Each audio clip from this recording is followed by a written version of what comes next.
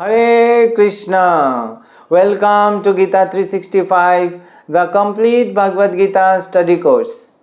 पिछले सेशन में हम लोग भगवद गीता की 6 चैप्टर के श्लोक संख्या 19 तक पढ़े थे। तो आज पढ़ेंगे 20 से लेके 23 तक। तो आज के श्लोक में भगवान ये बताएंगे कि समाधि के स्तर पर क्या स्थिति होती है और एक परफेक्ट जो योगी है जो इस स्तर पर है तो उसको क्या अचीवमेंट क्या महसूस होती है कि उन्होंने क्या अचीव कर लिया है। तो वो चीज़ जो है ये आज की सेशन में हमें पता चलेगा कि एक आध्यात्मिक अचीवमेंट क्या होती है। ठीक है, तो चलिए पढ़ते हैं। आज के ये सारे श्लोक एक साथ हैं तो हम एक ही साथ पढ़ेंगे। श्लोक संख्या 20 से लेके 23 तक। यत्र परामते चित्तम निरुद्धं योग सेवया यत्र चैवात्मनात्मानं पश्यानात्मनि तुष्यति सुखम् अत्यन्तिकं यत्तद् बुद्धिग्राह्यम् अतीन्द्रियम् वेत्ति यत्र न चैवायं स्थितं चलति तत्तथा यं लब्धा चापरं लाभं मन्यते नाधिकं तथा यस्मिन् स्थितो न दुःखेन गुरुणापि विचाल्यते तं विद्या दुःखसम्मोग वियोगम योग संगीतम। अनुवाद। सिद्धि की अवस्था में जिसे समाधि कहते हैं, मनुष्य का मन योगाभ्यास के द्वारा भौतिक मानसिक क्रियाओं से पूर्णतया संयमित हो जाता है। इस सिद्धि की विशेषता यह है कि मनुष्य शुद्ध मन से अपने को देख सकता है और अपने आप में आनंद उठा सकता है। उस आनंदमयी स्थिति में वे दिव्य इंद्रिय द्वारा असीम दिव्य सुख में स्थित रहता है। इस प्रकार स्थापित मनुष्य कभी सत्य से विपत नहीं होता और इस सुख की प्राप्ति हो जाने पर वे इससे बड़ा कोई दूसरा लाभ नहीं मानता। ऐसी स्थिति को पाकर मनुष्य बड़ी से बड़ी कठिनाई में भी विचलित नहीं होता। वे निस्संदेह भौतिक संसर्ग से उत्पन्न होने वाले समस्त दुखों से वास्तविक मुक्ति है। तो इस श्लोक में भगवान बता रहे हैं कि जो योगी जो समाधि के स्तर पर है वो कैसे आनंद की अनुभूति करता है। तो उसके पास भौतिक वस्तुओं से जो आनंद हमें प्राप्त होता है, साधारण व्यक्ति जो आनंद लेने का प्रयास करते हैं भौतिक वस्तुओं से इंद्रियों की तृप्ति के द्वारा, ऐसे आनंद नहीं है। उसको कैसा आनंद मिलता है? उसको दिव्य आनंद मिलता है। और दिव्य आनंद उसको जो मिलता है उसका प्रमाण क्या है कि उसके लक्षण क्या है। अगर उसको दिव्य आनंद मिलता है तो वो सबसे उत्तम प्रकार के आनंद है और वो आनंद मिलने से उसको बाकी जो निम्न प्रकार के जो आनंद है, भौतिक जो आनंद है, उसके प्रति उसका कोई रुचि नहीं रह जाता है। तो ये भगवान इस श्लोक में कह रहे हैं कि जो योगी जो समाधि के स्तर पर है उसका ये लक्षण है कि उसका मन जो पूरा तरह से भौतिक सुख की कामनाओं से मुक्त है, भौतिक सुख के विचारों से मुक्त है। तो वो उसके विषय में सोचता भी नहीं है। अगर उनको भौतिक सुख उनको मिल देता भी है कोई तो भी वो उस चीज़ को ग्रहण नहीं करता। क्यों? क्योंकि उसको एक आध्यात्मिक सुख जो है उसको मिलता रहता है। तो यहाँ पे भगवान इस श्लोक में कह रहे हैं कि उसको कैसे मिलता है आध्यात्मिक सुख, क्योंकि वो आध्यात्मिक पद पे प्रगति कर चुका है। तो प्रगति कर चुका है तो उसको क्या है, उसको आत्मा को वो सही से देख सकता है। अपने आप को, अपना जो स्थिति है उसको सही तरह से देख सकता है और आत्मा में ही जो है आनंद लेता है। तो उसको आनंद के लिए कोई भौतिक चीज की आवश्यकता नहीं है। वो आत्मा को जो है क्या जानता है, वो अपना स्थिति को अच्छे से समझता है कि मैं भगवान का अंश हूँ और भगवान या परमात्मा से जो है वो कनेक्टेड होता है। तो उसको जो आनंद है वो भगवान से मिल जाता है, परमात्मा से मिलता है। तो आनंद की जो है हमारा, हम सब आनंद चाहते हैं। ऐसा कोई है क्या जीव जो आनंद नहीं चाहता है? हम सारे लोग जो भी प्रयास करते हैं, एक घर बना रहे हैं या हम एक जॉब की तलाश में हैं या हम कुछ भी प्रयास कर रहे हैं, हमें लगता है उस चीज़ से द्वारा हमें एक आनंद मिलेगा, सुख मिलेगा। अगर उसमें सुख नहीं होगा तो हम वो कार्य नहीं करेंगे। कुछ ना कुछ तरह से हमें सुख मिलेगा। कोई अगर फैमिली में भी जो है बहुत मेहनत करता है, हो सकता है वो खाना उतना नहीं खाता, लेकिन वो फैमिली सबके लिए क्या करता है, व्यवस्था करता है, रहने का, खाने का, सब कुछ। तो लेकिन उस क्यों करता है इतना मेहनत? क्योंकि उसको उसके माध्यम से एक सुख की अनुभूति होती है। तो जब तक उसको वो सुख नहीं मिलेगा वो नहीं करेगा। तो ये जो सुख है, क्यों हम सब लोग सुख ढूंढ रहे हैं? क्योंकि ये आत्मा का स्वभाव है, आनंदमय अभ्यास। ये आत्मा जो है दुखी नहीं रह सकता। आत्मा का नेचर है आनंद। आत्मा का नेचर क्या? सच्चित आनंद। तो ये जो है इटर्नल, शाश्वत है आत्मा। और आत्मा चेतनशील है और क्या है, वो जो है वो आनंदमय है। तो आनंद में रहना चाहता है। लेकिन इस संसार में क्या है, उसको दुख मिलता है, तरह तरह की दुख मिलता है। ये संसार दुखालयम है। और दुख का उसका असली कारण क्या है? इस संसार में दुख का कारण ये है कि वो गलत जगह पे सुख ढूंढ रहे हैं। गलत जगह पे अगर हम सुख ढूंढेंगे तो हमें कैसे सुख मिलेगा? अगर सुख का सही सोर्स हमें नहीं पता और हम गलत चीज को करेंगे तो हमें वो सुख नहीं मिलेगा और हमें दुख मिलेगा।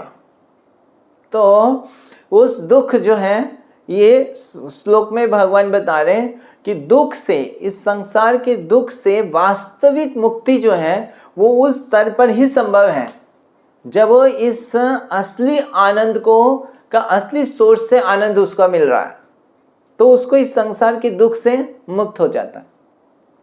तो गलत जगह पे हम जो सुख को ढूंढ रहे हैं वो इस प्रकार है, जैसे एक व्यक्ति को पता चला कि गन्ना की जूस जो है, गन्ना जो है बहुत मीठा होता है।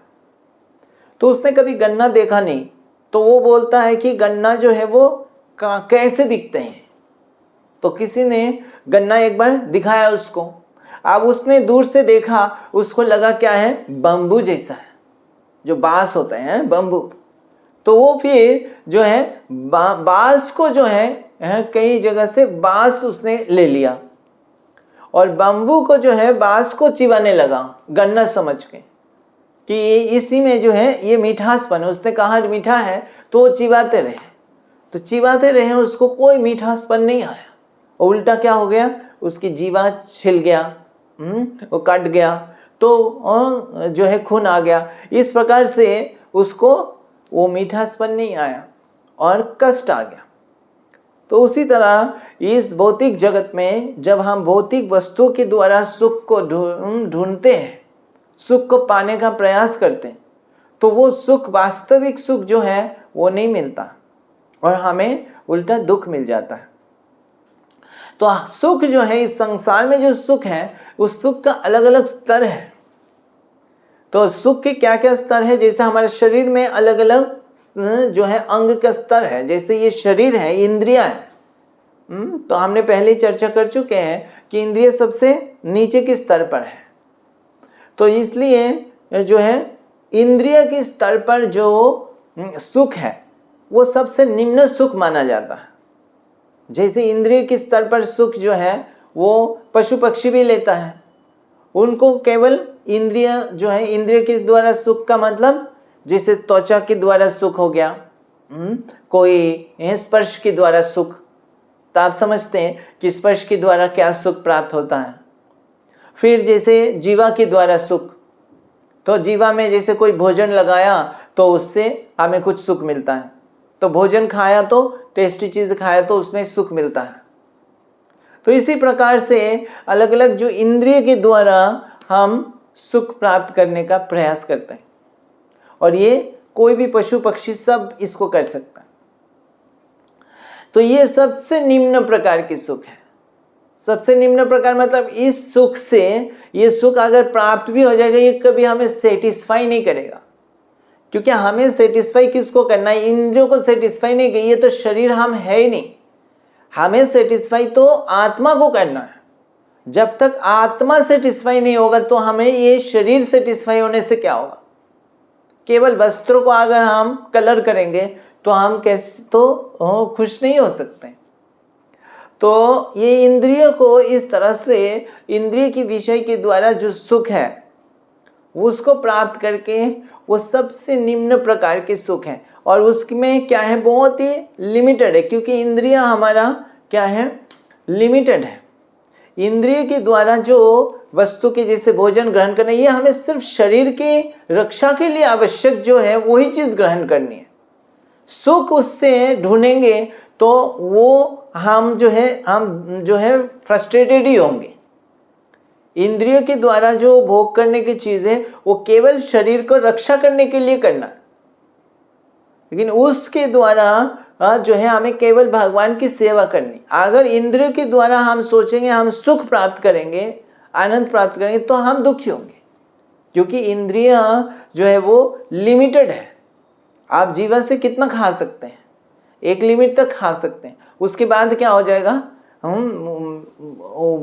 इंडाइजेशन हो जाएगा। अगर कोई जो है गलत चीज खाएगा तो उससे फिर बीमारी भी हो जाएगा। तो इस तरह से उसकी लिमिटेशन है, और उसके बाद फिर उसका जो है अलग अलग प्रकार की बीमारी होती है। उसी प्रकार जैसे जो है यौन जो सुख है, तो यौन सुख जो है जैसे मैथुन का सुख हो गया, तो उसमें भी लिमिटेशन है इंद्रिय का। लेकिन अगर उसको कोई ज़्यादा करना चाहता है तो उससे फिर कई सारे बीमारी होने लगते हैं। तो इस प्रकार से उसको, और वो सुख जो है चपल सुख है, थोड़ी देर के रहेगा फिर खत्म हो जाता। तो इस तरह से ये जो इंद्रियों की सुख है, और ये सारे सुख पशु पक्षी को मिल जाता है, बिना प्रयास करके मिल जाता है उनको। तो ये सुख जो है, जो योगी है वो ऐसे सुख के पीछे नहीं जाता है, वो ऐसे सुख को त्याग करता है। तो श्रील प्रभुपाद कहते हैं ये जो एक योगी की पहचान है। अगर वो योग्य अभ्यास करके अभी भी ऐसे इंद्रियों की तृप्ति के सुख में कोई धूम्रपान कर रहा है उसका सुख ले रहा है, कोई इस तरह से यौन संबंध रख रहा है उसका सुख ले रहा है, इसका मतलब योगाभ्यास में आगे बढ़ा ही नहीं, वो अभी भी भौतिक धरातल पर है, अभी उसको उचित उन्नत सुख का कभी अनुभव ही नहीं हुआ। जब अनुभव नहीं हुआ तभी वो निम्न सुख के पीछे अभी भी कर रहा है। तो ये इंद्रिय की सुख, इंद्रिय सुख के ऊपर जो है वो कौन सा सुख रहता है, वो मन के स्तर पर सुख। तो मन के स्तर पर सुख कैसे है, जैसे कोई आर्ट होता है, पेंटिंग होता है, म्यूजिक होता है, ये सब हम सुनते तो उसमें क्या है, एक अलग से सुख होता है। और जैसे आपने फैमिली हो गया है ना, फैमिली के साथ बातें करना, फैमिली के साथ जो रिलेशन है, ये सब क्या है, मन के स्तर पर। तो ये जो है उसमें ये उसकी जो सुख है वो ग्रॉस इंद्रियों के सुख से ऊपर की है। इसीलिए आप देखेंगे अगर आपके किसी के साथ रिश्ता बहुत अच्छा है तो उससे बहुत दिन बाद उनसे मिल रहे हैं, तो भोजन चाहे कैसे भी हो, थोड़ा दाल चावल सिंपल हो जाए तो भी आप सुख खुशी महसूस करेंगे।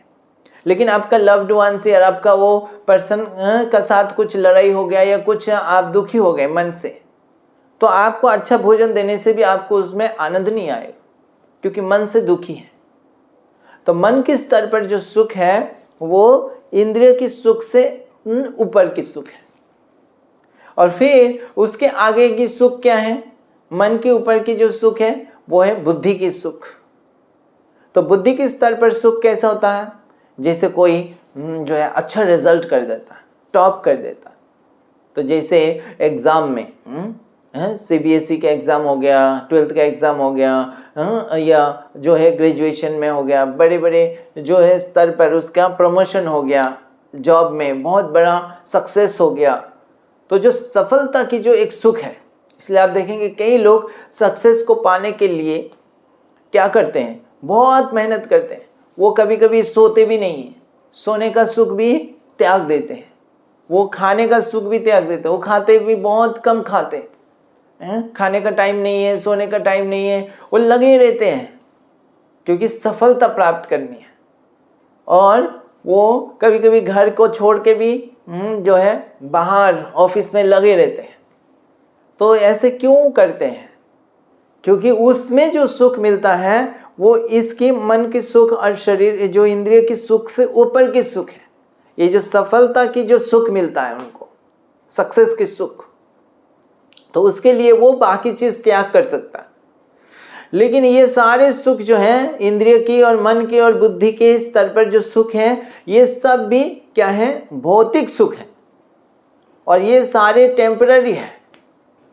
तो आज सुख है लेकिन कुछ दिन बाद वो सुख फिर क्या हो सकता है? वो दुख हो सकता है। और कितना भी सफलता भी मिल जाए तो भी उसको पूर्ण आनंद जो है वो नहीं मिलेगा। उसको थोड़ी देर के लिए सुख और आनंद लगेगा लेकिन वो पूर्ण सेटिस्फाइंग नहीं रहेगा। जैसे एक जो है आत्मा जब तक सुख नहीं होगा, सुखी नहीं होगा, तब तक उसको नहीं मिलेगा, तब तक ये चीज उसको आत्मा को सेटिस्फाई नहीं कर सकता। तो आत्मा की स्तर पर सुख जो है वो असली सुख है और वो जो है वो अनंत है। ये जो भौतिक जो सुख है, चाहे मन के हो चाहे इंद्रिय के हो, वो क्या है? समय के साथ साथ जो सुख है वो घटता जाता है। और हमें ऐसा सुख चाहिए जो बढ़ता जाए और अनलिमिटेड हो, ऐसे सुख चाहिए आत्मा को। लेकिन यहाँ का सुख जो है वो लिमिटेड है। तो वो है वो जो अनलिमिटेड सुख है वो आत्मा के स्तर पर सुख है। तो आत्मा के स्तर पर जो सुख है वो जो है वो योगी जो है वो उस सुख को के लिए प्रयास करते हैं। और वो सुख हमें कहाँ से मिलता है? वो अनलिमिटेड सुख जो है वो हमें भगवान से मिलता है, क्योंकि भगवान अनलिमिटेड है। तो जब आत्मा का परमात्मा या भगवान से जब कनेक्शन होता है और प्रेम होता है तो उससे उसको आनंद, दिव्य आनंद मिलता है। और वो आनंद जो है वो अनलिमिटेड है, वो बढ़ता रहता है। आनंदम बुद्धि वर्धनम, ये आनंद की सागर की तरह है और ये बढ़ता रहता है। तो ये आनंद जो है ये आत्मा को पूर्ण तरह से संतुष्ट करता है, सेटिस्फाई करता है। तो वो उसी प्रकार है, आत्मा वास्तव में ऐसे आनंद में रहना चाहता है। उसी प्रकार जैसे एक मछली है, वो जल में रहना चाहता है और जल में रहने से वो खुश रहता है। लेकिन अगर मछली को जल से बाहर निकाल दें और बाहर निकालने से मछली क्या होगा? वो तड़पता रहेगा, वो तड़पता रहेगा। और उस मछली को अगर कुछ और चीज दे दे, बाहर किसी तरह से कुछ और खाने को दे दे, कुछ व्यवस्था कर दे, सब कुछ मिल भी जाएगा तो भी वो मछली पूर्ण तरह से सेटिस्फाई नहीं होगा, क्योंकि उसका जो असली सेटिस्फेक्शन है वो जल में है। तो उसी प्रकार आत्मा का जो असली आनंद है वो भगवान की संग में है। भगवान के साथ जो है प्रेम के द्वारा भगवान से प्राप्त हुआ सुख को ही उसका असली संतुष्टि होती है। तो इसीलिए जो योगी है वो उस आनंद को अनुभूति करता है, तो उस आनंद के लिए प्रयास करता है। और उस आनंद शुरू में सबको नहीं मिल जाएगा। शुरू में हमें जब तक हम भगवान के प्रति प्रेम नहीं होगा तब तक हम उस आनंद को अनुभव नहीं कर सकते हैं। तो जैसे कोई मान लीजिए जो टॉप करना है, बुद्धि के स्तर पर भी अगर किसी को आनंद पाना है तो वो एकदम से तो नहीं कर पाएगा। वो जब प्रयास करेगा, सफलता को प्राप्त करेगा, तब उसको वो आनंद मिलेगा, अदरवाइज उसको नहीं मिलेगा। तो कई लोग जो है उसको प्रयास नहीं करना चाहेगा। तो जैसे कई स्टूडेंट्स होते क्लास में, वो बोले छोड़ो उसको, हमें नहीं चाहिए। तो वो फिर वो इंद्रिय के सुख में ही लगा रहता है। वो उसकी जो है बुद्धि के सुख को वो कभी एक्सपीरियंस नहीं कर सकता है लाइफ में, अगर वो उसके लिए प्रयास नहीं करेगा और कभी सफलता उसने प्राप्त नहीं किया तो उसी प्रकार जब तक आध्यात्मिक जीवन में प्रगति नहीं करेगा तब तक वो उसकी अनुभूति नहीं कर सकता है। वो सुन ही सकता है सिर्फ जो ग्रंथ में बताया गया है, लेकिन उसको अनुभव करने के लिए उसको वास्तव में भगवान का संपर्क में आना पड़ेगा। और वो तभी संभव हो पाएगा जब उसका चेतना शुद्ध होगा। तो वही प्रभुपाद तात्पर्य में लिख रहे हैं कि वो जब उसकी चेतना शुद्ध होगा तब वो अपने आप को सही से देख सकता है और भगवान के साथ उसके संबंध को देख सकता है। और जो अपने आप को शुद्ध करने का जो प्रथा है उसी को कहते हैं, योगा के हिसाब से उसको कहते हैं कि कैवल्यम, कि चेतना शुद्ध हो रहा है। और श्री चैतन्य महाप्रभु उसको क्या बोलते हैं, चेत दर्पण मार्जनम, कि हमारा जो चित्त है, हमारा जो चेतना है, वो चेतना एक दर्पण की तरह है। दर्पण जैसे देखते हैं हम, जब दर्पण में या मिरर में अपने आप को देखते हैं तो हम अपने आप को, अगर उस मिरर में पूरा धूल लगा हुआ है, पूरा तरह से धूल लगा हुआ है, तो हम अपने आप को देख पाएंगे क्या? नहीं देख पाएंगे। और देख भी पाएंगे बहुत स्पष्ट नहीं दिखाई देगा। तो हम उस दर्पण में जब तक धूल है तो आप अपने आप को नहीं देख पाएंगे, कोई भी वस्तु उसमें देखा ही नहीं देगा, केवल धूल ही दिखाई देगा। तो धूल का मतलब ये जो है हमारा चेतना, ये काम क्रोध ये सब जो है इस हृदय में चेतना में पड़ा हुआ है। तो उसके द्वारा जब तक ये चेतना में ये सब जो है दूषित चेतना है हमारा, तब तक हम आत्मा की रियल स्थिति को नहीं देख पाएंगे कि हम जो है शाश्वत है और हम भगवान के सेवक हैं। उस चीज को हम देख ही नहीं पाएंगे। जब हम अपने आप को नहीं देख पाएंगे तो भगवान का भी गुण और भगवान के साथ हमारा जो प्रेममय संबंध उसको नहीं देख पाएंगे। तो ये इसीलिए हमें दिखाई नहीं देता और फिर हम जो है इस भौतिक चीजों में ही दिखाई देता है सिर्फ। और फिर हमें क्या है, वो आनंद कभी नहीं महसूस होता है। तो जब तक धूल रहेगा तब तक हमें वो आनंद नहीं मिलेगा। और जब वो आनंद नहीं मिलेगा तो हम निम्न प्रकार के आनंद को ढूंढते रहेंगे। तो निम्न प्रकार इंद्रिय तृप्ति का ये सब आनंद वो कहीं ना कहीं से हम ढूंढेंगे, कहीं ना कहीं से तो हमें आनंद चाहिए। और ये आनंद फिर हमें दुख देगा तरह तरह की। तो लेकिन जैसे जैसे हम अगर योगाभ्यास को अच्छे से किया और जैसे समाधि के स्तर पर पहुंचे तो उस स्तर पर क्या है, चेतना शुद्ध हो गया। चेत दर्पण जो है वो दर्पण की धूल साफ हो गया। चेत दर्पण मार्जन हो गया। तो उसमें फिर उस स्थिति को जो है एक तरह से मुक्त स्थिति हो गया। उसमें वो अपने आप को प्रॉपरली देख सकता है और फिर उसको जो आनंद मिलता है तो वो भगवान से का साथ जो है दिव्य प्रेम का आनंद, वो आध्यात्मिक आनंद, वो अनलिमिटेड उस आनंद की अनुभूति करता है। और जब वो आनंद की अनुभूति करता है तो उसको भौतिक सुख जो है आनंद है उसको तुच्छ लगने लगता है। और फिर उसको इतना निम्न आनंद है वो उसके लिए बिल्कुल इच्छा ही नहीं होता। वो आनंद उसको दे भी तो उसको लगता है जो आध्यात्मिक से जो आनंद मिल रहा है उसमें ये डिस्टर्बेंस होएगा।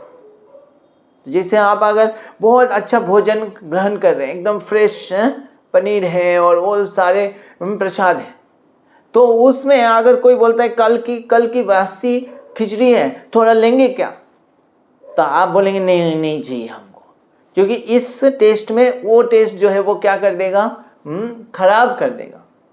तो आप उसको लेंगे नहीं। आपको कोई देगा भी तो भी आप बोलेंगे नहीं चाहिए, इसका आनंद लेंगे। तो उसी प्रकार जो वास्तविक उन्नत योगी है तो वो जब उसको ये आध्यात्मिक आनंद की अनुभूति होने लगता है तो वो उसका रियल अचीवमेंट है।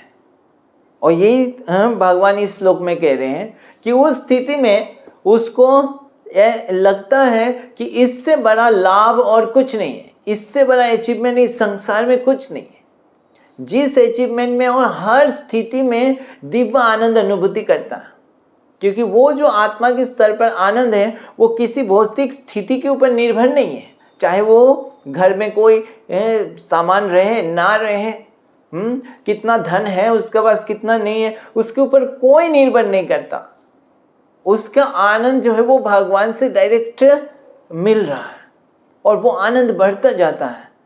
तो वो आनंद जो है भौतिक चीज़ों से उसको ट्रांसेंडेंटल बोलते हैं। भौतिक कोई भी स्थिति उसको दुख नहीं दे सकता है, क्योंकि वो उस आनंद जो है वो अनइंटरप्टेड है, वो अविचलित उस आनंद उनको मिलता है, क्योंकि भगवान से वो हर स्थिति में कनेक्टेड रह सकता है।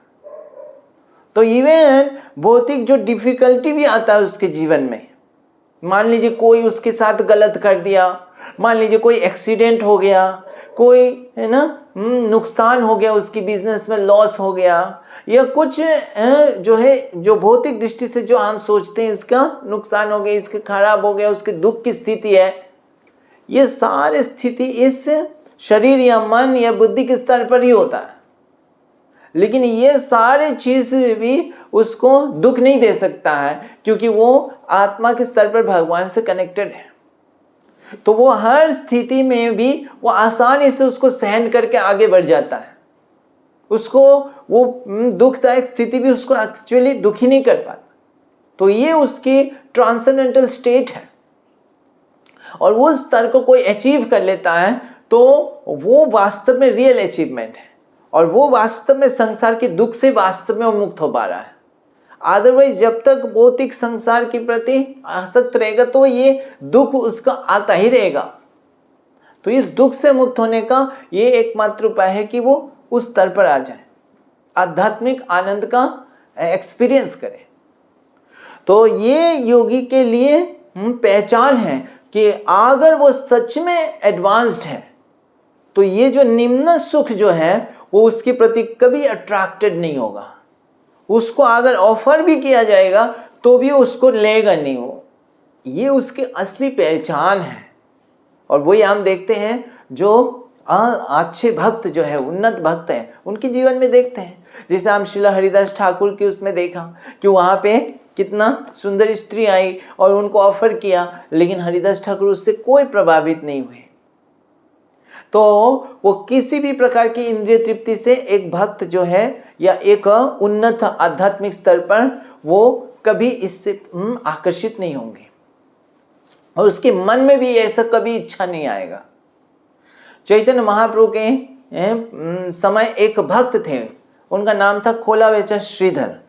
तो वो जो है वो अपना बिजनेस करते थे, केवल केला की जो पत्ते या फल इसको बेचते थे, और उससे थोड़ा बहुत कुछ लक्ष्मी आता था, ज़्यादा उसका धन इनकम नहीं होता था। लेकिन वो जितना भी इनकम आता था उससे 50% वो भगवान की गंगा जी की सेवा में लगा देते थे, और जो थोड़ा बहुत होता था उसी से वो अपना निवारण करते थे।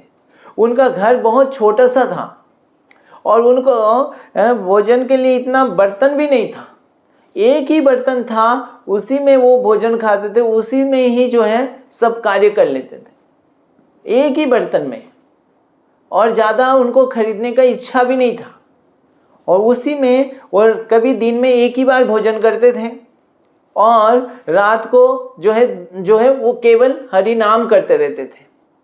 दूसरे पड़ोसी सोचते थे क्योंकि उसको भोजन नहीं मिला इसलिए शायद वो हरि नाम कर रहा है और वो शायद जो है कष्ट में है, लेकिन वास्तव में उसका कोई कष्ट नहीं था। तो वो हरि नाम के आनंद लेते थे, लेकिन साधारण लोग नहीं समझ पाते थे। उसको लगता है कि वो भूखा है इसलिए हरि नाम कर रहा है। तो उसके वस्त्र भी कोई ज़्यादा खास नहीं होता था। तो चैतन्य महाप्रभु एक दिन उससे परीक्षा कर रहे थे कि देखो तुम जो है तुम इतना भक्ति कर रहे हो, भगवान की इतना सेवा कर रहे हो, लेकिन तुम्हारा देखो वस्त्र जो है वो टूटा है, फटा है, तो तुम इसको क्यों कर रहे हो? छोड़ दो, तुम और भी चीजें कर लो जिसमें तुम्हें कई प्रकार के वो मिल जाएगा, सुख मिल जाएगा, धन मिल जाएगा, वो सारी चीज करो। तो वो उत्तर क्या देते हैं? वो बोलते हैं नहीं नहीं, इसमें कोई प्रॉब्लम नहीं है। भगवान ने तो ये जो वस्त्र जो मैं पहना हूं वो तो अच्छे हैं, इतना सफिशिएंट है, इतना ही दिया भगवान ने, इससे तो और ज़्यादा चाहिए ही नहीं। और हमें जो हरिनाम से आनंद मिल रहा है उससे मैं संतुष्ट हूँ। तो चैतन्य महाप्रभु बताते हैं कि एक दिन मैं पूरा जगत में दिखाऊंगा सबको कि तुम्हारे पास कितना ज़्यादा धन है। तो वास्तव में तुम्हारे पास ही धन है, असली धन। वो लोगों के पास नहीं है। लोगों के पास ये भौतिक धन है और वो कभी भी समाप्त हो जाएगा। लेकिन जो तुम्हारा जो धन है, भगवान के नाम के जो आनंद तुम ले रहे हो, वो धन वो किसी को नहीं है, वो असली धन है। और वो धन किसी भी परिस्थिति में तुमसे खोएगा नहीं। तो ये धन है। तो इस तरह से जो असली योगी है या असली भक्त है, वो उस दिव्य आनंद का अनुभूति करता है और इसलिए वो भौतिक इंद्रिय सुख के जो आनंद है उसकी प्रति रुचि नहीं लेता है। तो हम सब भी अपने आप को परीक्षा कर सकते हैं, हम मेजर कर सकते हैं कि हम आध्यात्मिक पथ में कितना प्रगति किया है या कर रहे हैं। अगर वास्तव में जैसे जैसे आध्यात्मिक में प्रगति करेंगे, भौतिक सुख के प्रति रुचि कम हो जाएगा और जैसे भौतिक चीज के प्रति कम होगा तो हम ज़्यादा आनंदित रहेंगे, ज़्यादा सेटिस्फाइड रहेंगे, क्योंकि आध्यात्मिक आनंद हमें सेटिस्फाई करने वाला है और वो हम पूर्ण तरह से सेटिस्फाई हो पाएंगे। लेकिन जब तक हम प्रगति नहीं करेंगे, भौतिक आनंद में ही रहेंगे, वो हमें कभी सेटिस्फाई नहीं करेगा, हम दुख पाते रहेंगे। तो हमें असली प्रगति करना है आध्यात्मिक जीवन में। ठीक है, तो आज हम यहाँ पे विराम देते हैं। अगली सेशन में हम पढ़ेंगे श्लोक संख्या 24। हरे कृष्णा। ग्रंथराज श्रीमद् भगवद गीता की जय। जगत गुरु श्रील प्रभुपाद की जय।